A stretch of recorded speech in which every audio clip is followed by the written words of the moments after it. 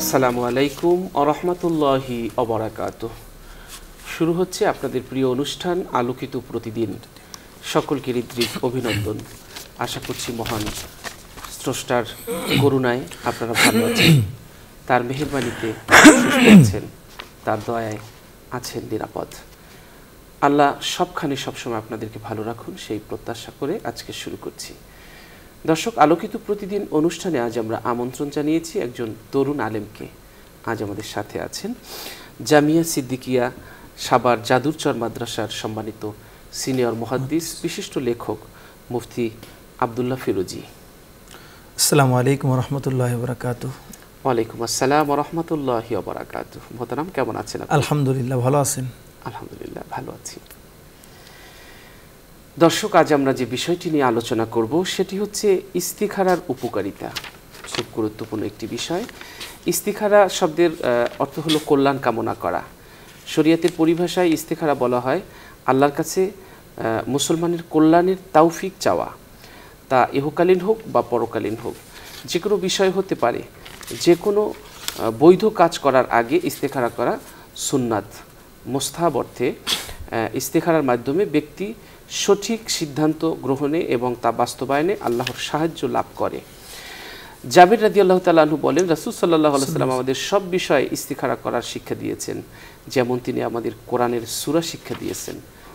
সহিহ বুখারী শরীফের হাদিস। সুবহানাল্লাহ, সুবহানাল্লাহ। কোনো ব্যক্তি ইস্তিখারা করার নিয়ত করলে তার জন্য ইস্তিখারার নিয়তে নামাজ পড়া সুন্নাত।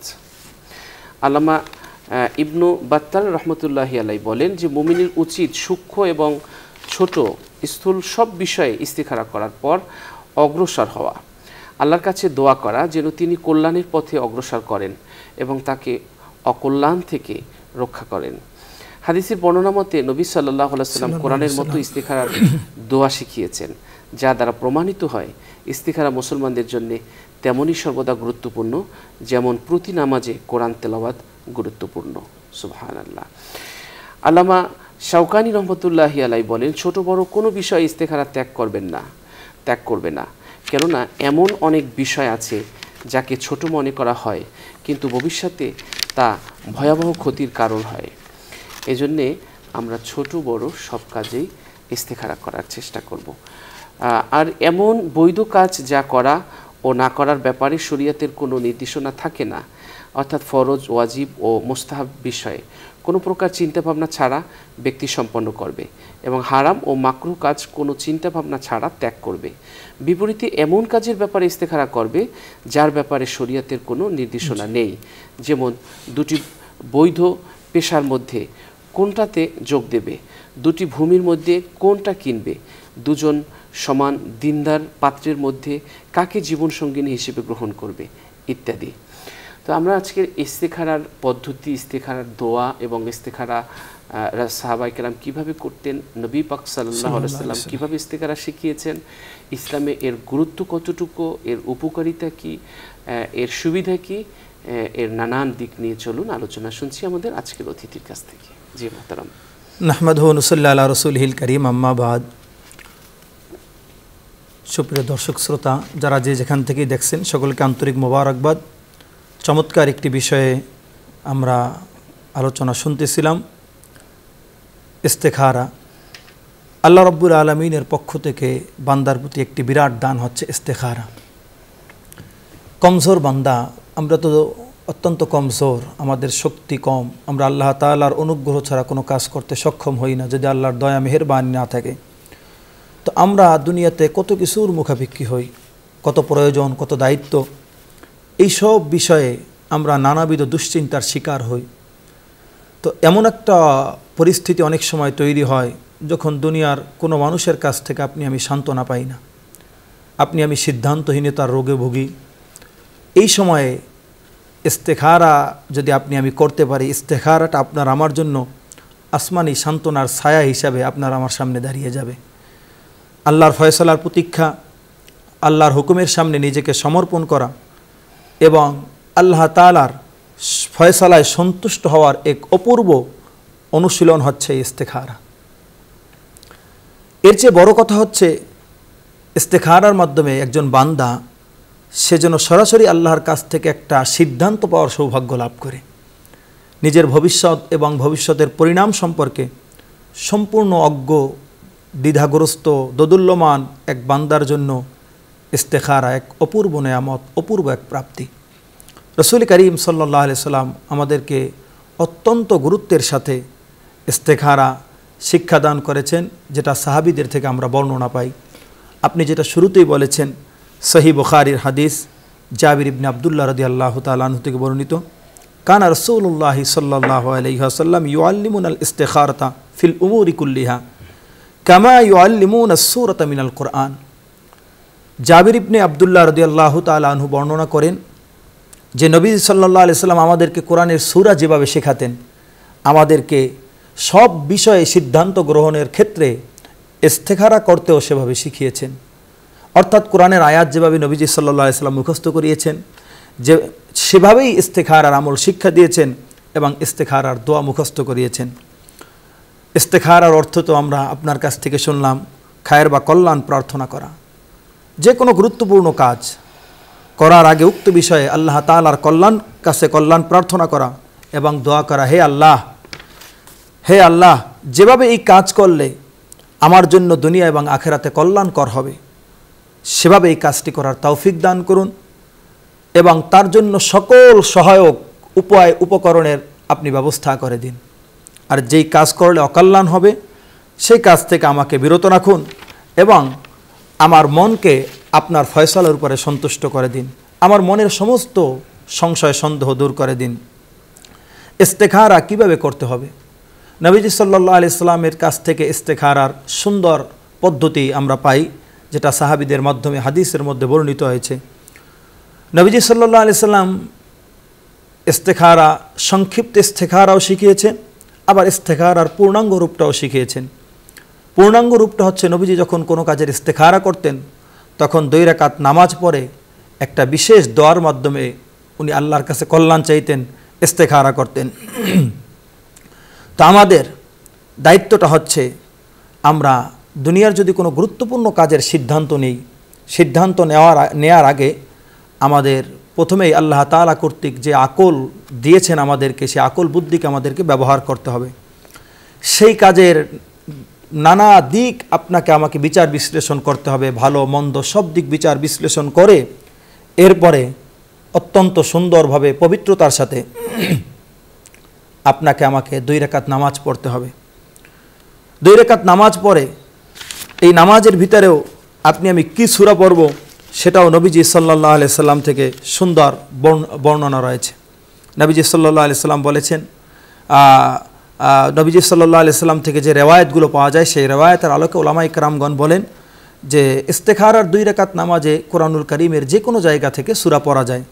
তবে কেহ বলেন প্রথম রাকাতে সূরা কাফিরুন এবং দ্বিতীয় রাকাতে সূরা ইখলাস পড়ার পরামর্শ দেন। আরও বিভিন্ন বর্ণনা এ ব্যাপারে রয়েছে।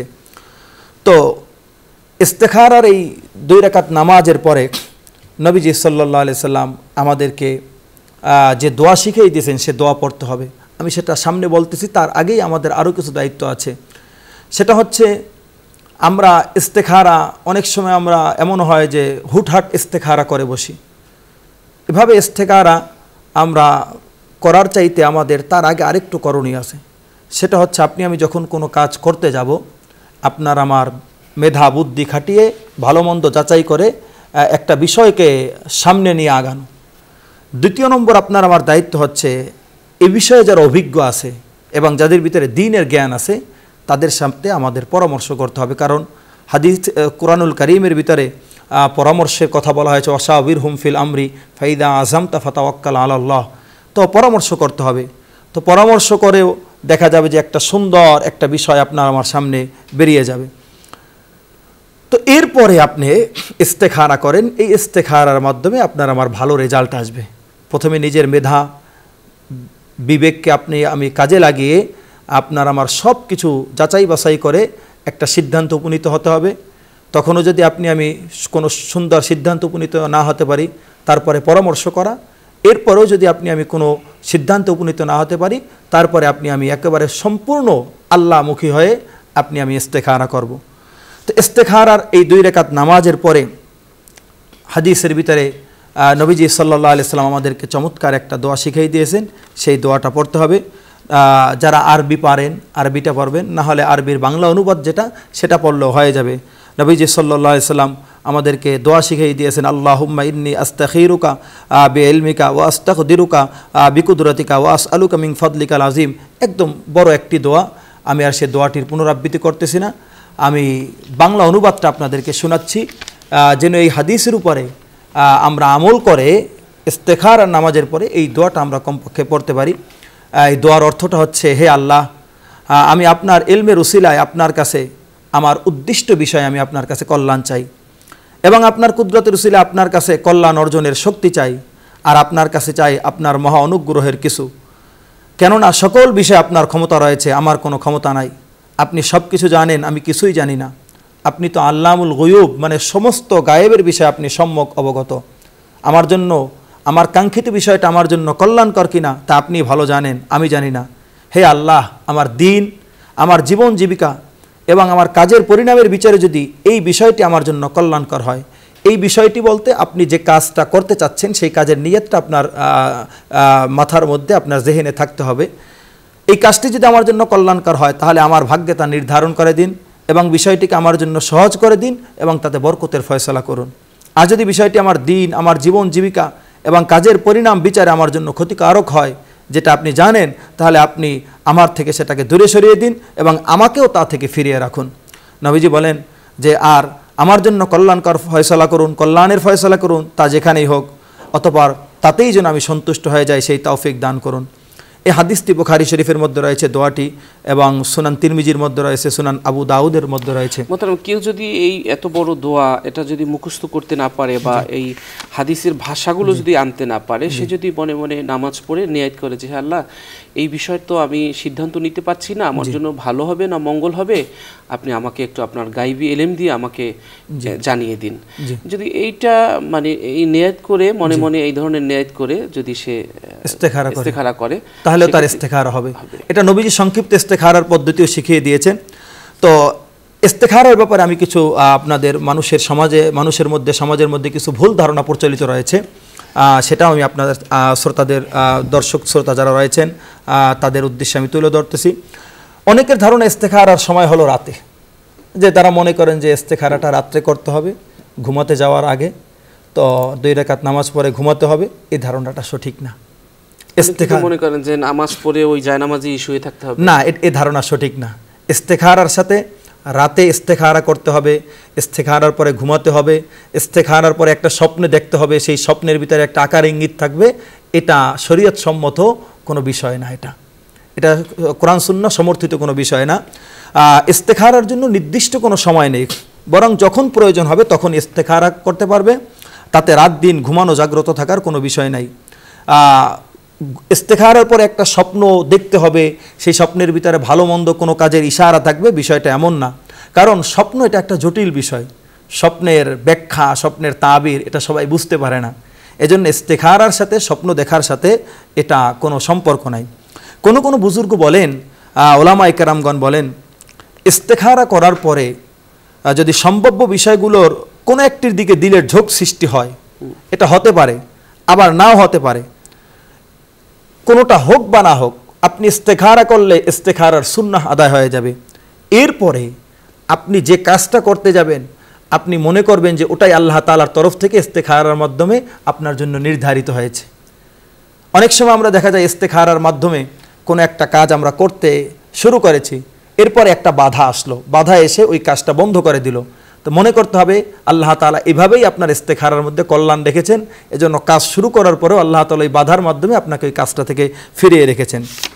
মোহতারাম, এক্ষেত্রে সাইয়্যিদুনা ওমর ইবনে ওমর রাদিয়াল্লাহু তাআলা আনহুমা এর একটা বিখ্যাত বাণী রয়েছে। তিনি বলেন যে, ইন্নার রাজুলা ইস্তাখিরুল্লাহ তাবারাকা ওয়া তাআলা ফায়াখতারু লাহু ফায়াসখাতু আলা রাব্বিহি আযজা ওয়া জাল ফালা ইয়ালবাতু আন ইয়ানজুরা ফিল আকিবাতি ফাইদা হুয়া খায়রুন লাহু। এটা আব্দুল্লাহ ইবনে ওমর রাদিয়াল্লাহু তাআলা আনহুমা এর একটা বিখ্যাত রিওয়ায়াত। উনি বলেন, অনেক সময় মানুষ ইস্তেখারার মাধ্যমে আল্লাহর কাছে কল্যাণ প্রার্থনা করে, তখন আল্লাহ তাআলা তার জন্য সেই বিষয়টি নির্বাচন করেন যাতে তার কল্যাণ নিহিত, কিন্তু বাহ্যিক দৃষ্টিতে মানুষের কাছে সেটা অকল্যাণ মনে হয় এবং ফলশ্রুতিতে সে আল্লাহর প্রতি অসন্তুষ্ট হয়। যে আল্লাহ তাআলা আমার জন্য এরকম একটা অকল্যাণের ফয়সালা করলেন, কিন্তু যখন সে ওই বিষয়টির সুন্দর পরিণাম দেখতে পায় তখন সে বুঝতে পারে যে আল্লাহ তাআলার ফয়সালাটা কতই না কল্যাণময়। তো ইস্তেখারার মাধ্যমে কোনো মানুষ যদি কোনো কাজের ক্ষেত্রে ইস্তেখারা করে, তো সেই ইস্তেখারার মাধ্যমে আল্লাহ তাআলা বান্দাকে ওই কাজের দিকে অগ্রসর করেন যেই কাজে বান্দার কল্যাণ রয়েছে। ইস্তেখারা করার পরে যদি কোনো মানুষের কোনো কাজে অকল্যাণ হয়, তাহলে এটা দুনিয়াবি আল্লাহ তাআলা অনেক সময় বিপদ দিয়ে কোনো মানুষের মর্যাদা বুলন্দ করেন, তার গুনাহ মাফ করেন। দেখা যাবে ইস্তেখারার মাধ্যমে কাঙ্ক্ষিত সেই লক্ষ্যটা অর্জিত হয়নি, কিন্তু আল্লাহ তাআলা এর দ্বারা তার অনেক বড় মুসিবত দূর করে দিয়েছেন, বা এটার পরিণাম ফলাফল আল্লাহ তাআলা তাকে পরকালে দিয়ে দিবেন। এমনটাও রেওয়ায়েত পাওয়া যায় যে ওই বিষয়টাই কল্যাণকর হতে হবে তার জন্য, বিষয়টা এমন না ইস্তেখারার মাধ্যমে কাজ করেছে তার জন্য সে দেখা গেছে অকল্যাণকর হয়েছে, কিন্তু এই অকল্যাণের বিনিময়ে আল্লাহ তাআলা অনেক প্রতিদান তার জন্য রেখে দিয়েছেন।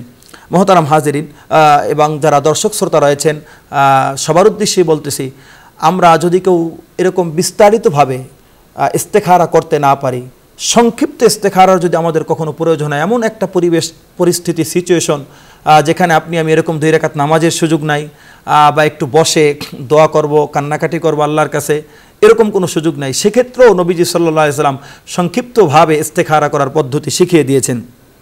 নবীজি সাল্লাল্লাহু আলাইহি সাল্লাম যখন কোনো এরকম পরিবেশ পরিস্থিতি হতো, নবীজি ছোট্ট একটা দোয়া শিখিয়ে দিয়েছেন, আল্লাহুম্মা খিরলি আখতারলি, আল্লাহুম্মা খিরলি আখতারলি, সুনান তিরমিজির হাদিস। অর্থাৎ, হে আল্লাহ, আপনি আমাকে মানে যেই কাজটা আমার জন্য সহজ হয়, সেই কল্যাণকর কাজের আপনি আমার জন্য ফয়সালা করুন, এবং সেই কল্যাণকর কাজের দিকেই আপনি আমাকে পথ প্রদর্শন করুন। হযরত আয়েশা রাদিয়াল্লাহু তাআলা আনহা থেকে একটা রেওয়ায়াত বর্ণিত রয়েছে, নবীজি যখন কোনো কাজ করার সিদ্ধান্ত নিতেন তখন এই দোয়া পড়তেন যে আল্লাহুম্মা খিরলি, হে আল্লাহ আপনি আমাকে কল্যাণ দান করুন, ওয়াখতারলি, এবং কোন বিষয়টি অবলম্বন করা উচিত তা আপনি নির্ধারণ করে দিন, আপনি নির্বাচন করে দিন, এই ক্ষেত্রে আমার কোন কাজটি করা উচিত সেটা আপনি নির্ধারণ করে দিন। নবীজি সাল্লাল্লাহু আলাইহি সাল্লাম এই সংক্ষিপ্ত ইস্তেখারা করার নির্দেশ দিয়েছেন, যেখানে নামাজ পড়ার সুযোগ নাই বা আলাদা বসে দোয়া করার মতো কোনো সুযোগ নাই, সেখানে আপনি আমি এই দোয়াটা মুখস্থ করে নিতে পারি। এই দোয়াটা পরে তারপর আপনি আমি যে কোনো একটা কাজ শুরু করে দেব, আল্লাহুম্মা খিরলি ওয়াখতারলি। এক্ষেত্রে পড়ার মতো আরেকটা দোয়া আছে, আল্লাহুম্মা হদিনি ওয়াসাদ্দিদনি, হে আল্লাহ আমাকে পথ প্রদর্শন করুন এবং সঠিক পথে অবিচল রাখুন। আরও একটি মাসনুন দোয়া রয়েছে, আল্লাহুম্মা আলহিমনি রুশদি ওয়া আইদনি মিন শাররি নাফসি, হে আল্লাহ আমার অন্তরে সঠিক পথের আপনি দিশা দান করুন এবং নফসের খারাপি থেকে, মন্দত্ব থেকে আপনি আমাকে হেফাজত করুন। এরকম ছোট্ট ছোট্ট দোয়াগুলি পরে আপনি আমি যেখানে সুন্দর করে ইস্তেখারা পরিপূর্ণভাবে করার সুযোগ না হয়, সেখানে আপনি আমি এভাবে সংক্ষিপ্তভাবে ইস্তেখারা করে আপনি আমি কাজে সামনের দিকে অগ্রসর হতে পারবো। ইস্তেখারা কতবার করবে? একটা বিষয়ের জন্য ইস্তেখারা একাধিকবার করার কথা নির্ভরযোগ্য কোনো বর্ণনায় পাওয়া যায় না, তাই সাধারণ নিয়ম হচ্ছে ইস্তেখারা একবার করা। তবে ইস্তেখারা যেহেতু একটা দোয়া এবং এই দোয়ার বিষয়টা হাদিস দ্বারা প্রমাণিত, এজন্য ওলামায়ে কেরামগণ বলেন ইস্তেখারা নামাজ এবং দোয়া বারবার এটা করা যাবে, এতে কোনো সমস্যা নাই, যেহেতু এটা একটা দোয়া। ইস্তেখারা সংক্রান্ত আমাদের গুরুত্বপূর্ণ কিছু বিষয় আমাদের জেনে রাখা দরকার। সেটা হচ্ছে, কোনো বিষয় যদি খুব গুরুত্বপূর্ণ হয়, তো ওলামায়ে কেরামের ভাষ্যমতে, যেটা আমি আগেই বললাম, আপনি সে বিষয়ে একাধিকবার ইস্তেখারা করতে পারবেন। এবং ইস্তেখারা করার পরে, যেটা আমি শুরুতেই বলেছি, স্বপ্ন দেখতে হবে, কোনো ইশারা পেতে হবে, এটা কিন্তু কোনো জরুরি বিষয় নাই, আর স্বপ্ন এটা শরীয়তের দলিলও না। ইস্তেখারার পরে যেদিকে মন ঝুঁকবে, শরীয়তের দিক থেকে, নিজের মেধাবুদ্ধির দিক থেকে যেটা উত্তম, বাস সেটাই আপনি আমি কাজ শুরু করে দিব। আপনার আমাকে আরও খেয়াল করতে হবে যে ইস্তেখারার মাধ্যমে একজন মুমিন আল্লাহ তাআলার কাছে কল্যাণ প্রার্থনা করছে, তো আল্লাহ তাআলা তাকে অবশ্যই কল্যাণ দান করবেন। আল্লাহ তাআলা কোনো মুমিনকে তিনি খালি হাতে ফেরত দেন না। কোনো মুমিন যদি তার কাছে কল্যাণ চায়, তিনি অবশ্যই তাকে কল্যাণ দান করেন। সে কল্যাণটা হয়তো আপনার আমার চাওয়া বস্তুটাও হতে পারে, আবার ভিন্ন কোনো কিছু হতে পারে। আর যে অকল্যাণ থেকে আল্লাহর কাছে হেফাজত চায়, আল্লাহ তাআলার কাছে অকল্যাণ থেকে বাঁচার জন্য আল্লাহ তাআলার কাছে কাকুতি মিনতি করে, আল্লাহ তাআলা তাকে অকল্যাণ থেকে বাঁচিয়ে দেন। মহতারাম, ইস্তেখারা এটা আমাদের যারা সালাফগণ ছিলেন, সাহাবীদের থেকে তো, এবং আইম্মায়ে মুজতাহিদিন ছিলেন, তাদের সকলের এটা একটা বিশেষ আমল ছিল, তারা ইস্তেখারা করতেন। যে কোনো গুরুত্বপূর্ণ কাজে তারা ইস্তেখারা করতেন এবং দেখা গেছে ইস্তেখারা এটা একটা পরীক্ষিত আমল। ইস্তেখারার মাধ্যমে মানুষ যে কাজগুলি করে দিন শেষে ওই কাজের মধ্যেই কল্যাণ আছে এটা প্রমাণিত হয়। ইস্তেখারা করে কেউ অকল্যাণের শিকার হয়েছে এরকম খুব কম দৃষ্টান্তই আমাদের সমাজের ভিতরে দেখতে পাই। তাহলে আমাদের সকলেরই ইস্তেখারার বিষয়টা খুব বেশি গুরুত্ব দেওয়া দরকার, যেন ইস্তেখারার মাধ্যমে আমরা আমাদের গুরুত্বপূর্ণ কাজগুলির ক্ষেত্রে আল্লাহ তাআলার ফয়সালা লাভ করতে পারি। চমৎকার বলছিলেন দর্শক, আমরা খুব গুরুত্বপূর্ণ আলোচনা মোহতারামের কাছ থেকে শুনেছি। আসলে ইস্তেখারার জন্য আমাদের যে দোয়াটা, সেই দোয়াটা করার আগে, ইস্তেখারা করার আগে আমাদের অন্তরকে অন্য চিন্তাভাবনা থেকে একটু শূন্য রাখার চেষ্টা করতে হবে। অন্তর থেকে নিজস্ব যে চিন্তা ভাবনা এবং যুক্তি এগুলো দূর করতে হবে এবং পুরোপুরি নিজেকে আল্লাহর হাতে সমর্পণ করতে হবে। ইমাম নববী রহমতুল্লাহি আলাইহি বলেন, ইস্তেখারাকারী ব্যক্তির জন্য আবশ্যক হলো নিজের ইচ্ছা এবং পছন্দ মাথা থেকে ঝেড়ে ফেলা, নতুবা সে আল্লাহর কাছে কল্যাণ প্রার্থনাকারী বলে গণ্য হবে না, বরং নিজের প্রবৃত্তিকে প্রাধান্য দানকারী হবে। কল্যাণ কামনার ক্ষেত্রে তার দাবি মিথ্যা প্রমাণিত হবে। এই জন্যে আমাদের যখন ইস্তেখারা করব তখন আল্লাহর উপরে নিজেকে আমরা সঁপে দেব, আল্লাহর কাছ থেকেই আমরা ফয়সালা কামনা করব। এরপরে আমাদের ইস্তেখারাটা নিষ্ঠার সঙ্গে করতে হবে, কল্যাণ কামনাটা করতে হবে। মুমিন কোনো বিষয়ে দ্বিধাগ্রস্ত হলে বা কল্যাণের পথে চলতে চাইলে আল্লাহর কাছে নির্দেশনা কামনা করবে। এক্ষেত্রে যে যত বেশি নিষ্ঠার সঙ্গে দোয়া করবে আল্লাহ তাকে ততটা সুপথ দান করবেন। এখানে করতে হয় তাই করলাম এমন না, আন্তরিকতার সাথে অন্তরটা ঢেলে দিয়ে, যেমন আমি ইস্তেখারা করছি এখন কিন্তু মন পড়ে আছে অন্য জায়গায়, তাতে নয়, এরকমের নয়। আমরা ইস্তেখারার সময় মনটাকে একবারে স্থির করে মনের সকল চিন্তা বের করে দিয়ে আল্লাহর হাতে নিজেকে সুপর্দ করতে হবে। এরপরে যেটাই আসুক ফয়সালা সেটার প্রতি সন্তুষ্ট থাকতে হবে, অর্থাৎ মনে যেটাই আসুক। আল্লামা ইবনুল কাইয়িম রহমতুল্লাহি আলাইহি বলেন, দুটি জিনিস ইস্তেখারাকে ফলপ্রসূ করে, পূর্বে নিষ্ঠার সঙ্গে কল্যাণ কামনা করা এবং হলো পরে তাতে সন্তুষ্ট থাকা। আল্লাহর ত্রুটি হলো কাজ করার আগে ইস্তেখারা না করা, মানে আমাদের ত্রুটি। আর ত্রুটি হলো কাজ করার আগে ইস্তেখারা না করা এবং পরে তাতে সন্তুষ্ট না থাকা। এজন্যে আল্লাহ তাআলা আমাদেরকে কল্যাণ দান করেন, তো কল্যাণ আমরা যত আল্লাহর কাছে চাইবো তত তিনি খুশি হবেন। সুতরাং আল্লাহ আমাদের জন্য হাত খুলে বসে আছেন দেওয়ার জন্য, আমাদের সঠিক পথে টানার জন্য। তিনি তো বলেছেন যে আল্লাহু ওয়ালিয়ুল্লাযিনা আমানু ইখরিজুহুম মিনাল যুলুমাতি ইলান নূর ওয়াল্লাযিনা কাফারু আউলিয়াউহুমুত তাগুত, যে আমি তাদের অভিভাবক হব যারা ঈমান আনবে, আমলে সালেহ করবে, অন্ধকার থেকে আমি আলোতে টেনে নিয়ে আসব। আর যারা কুফরি করবে তাগুত হলো তাদের অভিভাবক, সে সব সময় অন্ধকারে টেনে নিয়ে যাবে। তো আল্লাহ অন্ধকার থেকে আমাকে আলোতে আনবেন এবং সব কিছু পরিষ্কার করে দেবেন আমার সামনে, সুতরাং তার কাছে চাইতে হবে। ইমাম নববী রহমতুল্লাহি আলাইহি বলেন যে এই যে ইস্তেখারার আগে এমন ব্যক্তির সঙ্গে পরামর্শ করা মুস্তাহাব যার কল্যাণকামিতা, আন্তরিকতা, সচেতনতা, দিনদারি এবং প্রজ্ঞার ব্যাপারে জানা যায়। কেননা আল্লাহ তাআলা বলেছেন, কাজে কর্মে তাদের সঙ্গে পরামর্শ করো।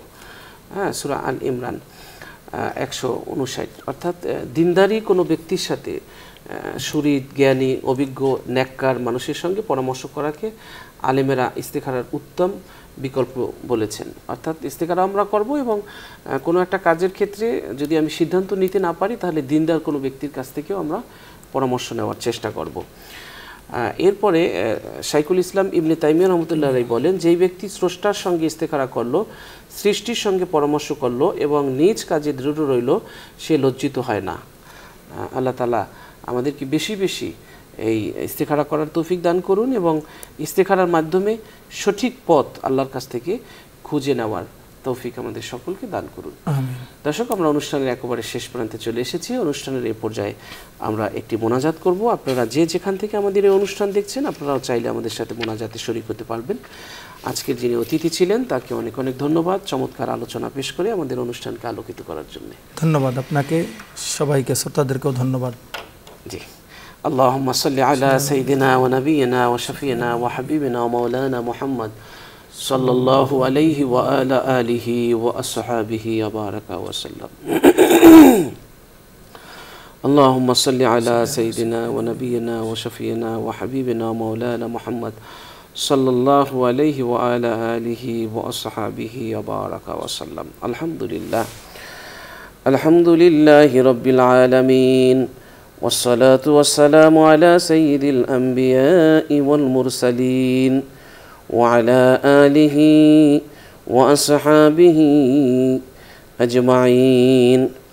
মহিয়ান গরিয়ান সর্বশক্তিমান দয়ালু মেহেরবান আল্লাহ তাআলা, আপনার শাহী দরবারে হাত তুলেছি, আপনি আমাদের জিন্দিগির সমস্ত গুনাহ খাতা মাফ করে দিন। জানা অজানা শয়তানের ধোকায় পড়ে, নফসের তাড়নায় পড়ে যত ধরনের গুনাহ করেছি, আল্লাহ তাআলা সমস্ত গুনাহ খাতা আপনি মাফ করে দিন। দুনিয়া আখিরাতে ক্ষমা এবং নিরাপত্তা দান করুন। দিন দুনিয়া পরিবার এবং অর্থ সম্পদের ক্ষমা এবং নিরাপত্তা আমাদেরকে দান করুন। গোপন ত্রুটি সমূহ আপনি আমাদের ঢেকে রাখুন। সামনের দিক থেকে, পিছনের দিক থেকে, ডান দিক থেকে, বাম দিক থেকে আমাদের হেফাজত করুন। আমাদের উদ্বিগ্নতাকে নিরাপত্তায় রূপান্তর করুন। আপনার মহত্বের উসিলায় আমাদেরকে ক্ষমা করে দিন। দাঁড়ানো অবস্থায়, বসা অবস্থায়, শোয়া অবস্থায় আমাদের ইসলামের মাধ্যমে হেফাজত করুন। আপনি যদি আমাদের প্রাণ আটকে রাখেন তবে তাকে দয়া করুন, যদি ফেরত পাঠান তাহলে তার হেফাজত করুন। আপনার সৎকর্মশীল বান্দাদের যেভাবে আপনি হেফাজত করেন, আল্লাহ তাআলা আপনার কাছে ফরিয়াদ, স্থায়ীভাবে আমাদের ক্রোধকে আপনি ধ্বংস করে দিন। হতাশা দুর্বলতাকে আপনি নিঃশেষ করে দিন। অজ্ঞতাকে, ভুল ভ্রান্তিকে, অকৃতজ্ঞতাকে, অলসতাকে, নৈরাশ্যকে আপনি নিঃশেষ করে দিন। রব্বুল আলামিন, লোভকে আমাদের ভিতর থেকে আপনি বের করে দিন। কাপুরুষতাকে, বোকামিকে, নিষ্ঠুরতাকে, ক্ষীণদৃষ্টিকে, দারিদ্র্যকে আমাদের জীবন থেকে আপনি বিতাড়িত করে দিন। আমাদের জীবন ধ্বংসকারী জিনিসগুলো ধ্বংস করার যোগ্যতা দান করুন। দূষণমুক্ত রাখা অন্তরকে দূষণমুক্ত রাখার যোগ্যতা আপনি আমাদেরকে দান করুন।